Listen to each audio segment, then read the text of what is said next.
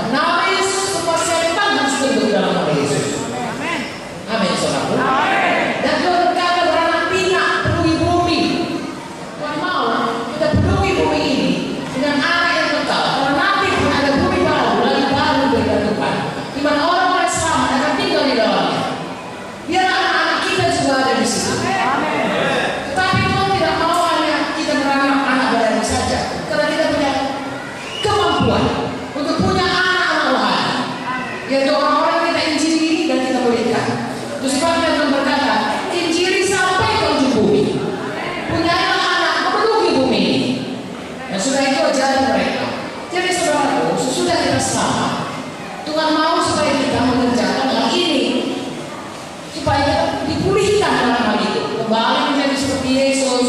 Kita berkuasa dan kita saudaraku mempunyai anak-anak memenuhi bumi ini. Karena itu akan menceritakan kepada seluruh bumi ini bahwa ada Tuhan yang hidup, yang bekerja dalam atau tinggal di dalam kita. Bumi ini tidak tahu saudaraku mengenai Tuhan.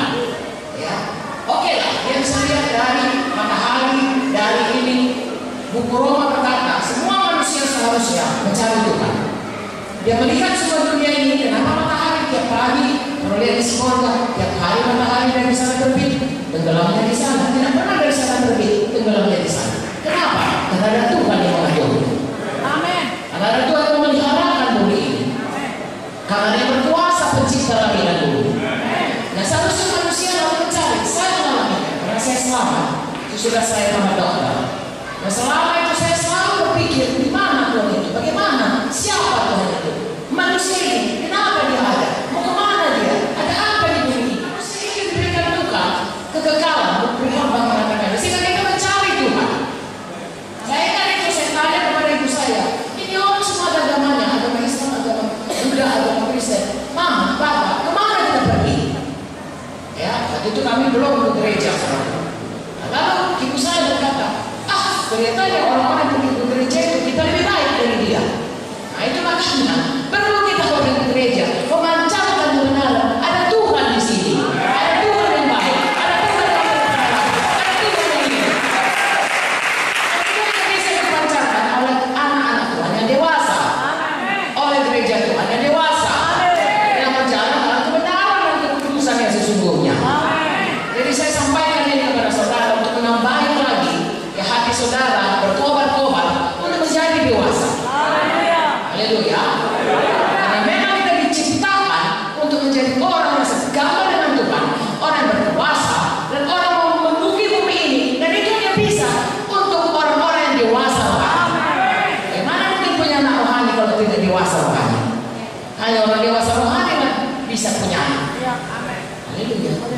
Dari hari ini saya lemparkan kepada saudara, saya sampaikan firman Tuhan ini. Marilah kita semua bertumbuh dewasa. Tidak akan sempat satu malam ini, bahkan sebulan ini pun tidak. Itu kita belajar dari seumur hidup. Halo, langsung diam ya. Seumur hidup. Hari ini saya mau sampaikan firman Tuhan. Nanti sesudah kami pergi, saudara bisa belajar terus. Sebenarnya seluruh kita harus pelajari, tapi setidaknya firman Tuhan ini bisa bersama-sama saudara belajar, bahwa pimpinan ibu gembala dan hamba-hamba Tuhan lainnya, supaya saudara perhatikan firman Tuhan ini. Tidak akan sempat seluruhnya saya sampaikan. Tadi saya bertanya kepada Tuhan apa yang mau saya sampaikan. Ya, saya tidak punya cetakan atau apapun saudaraku ya untuk ini kemari. Lalu saya pikir kalau ada dalam kita, saudara bisa baca ini. Saudara bisa pegang ini dan seterusnya dan mulai belajar ini sampai kita bertumbuh tiap hari lebih dewasa, lebih manusia baru, lebih menjadi seperti Yesus. Sayang, Tuhan Yesus kapan saja bisa datang. Ya, tadi ada bom di Medan ya. Dia bilang pada zaman ada banyak itu, ya yang membuat orang takut.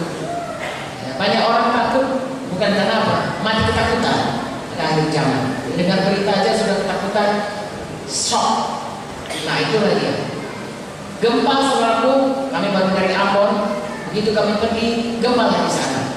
Lalu saya telepon hamba Tuhan di sana, saya katakan bantulah saudara baru dapat. Lalu mereka pulang, saudara barusan waktu kita KKL kata SMS-nya, kami sudah pergi ke pulau ini, kami sudah begini dan begitu. Saya bersyukur mereka itu ikut menolong. Seperti Matius 25, kalau ada yang telanjang, kalau ada yang dalam penjara, kalau ada yang sakit, kita harus pergi menolongnya.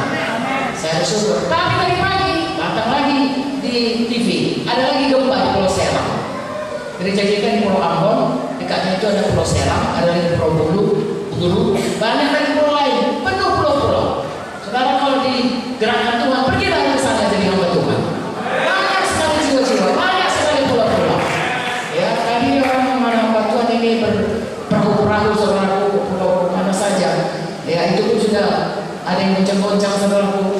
Kalau di sana saudaraku, saudara pulau. Kasihan saudaraku, beritakanlah Injil kepada mereka. Nah, itu lagi ya saudaraku, pada akhir zaman saudaraku akan ada berita-berita seperti ini. Tuhan Yesus datang kapan saja, ya. Dan kalau Tuhan Yesus masih lambat datang, saya dan saudara pasti mati.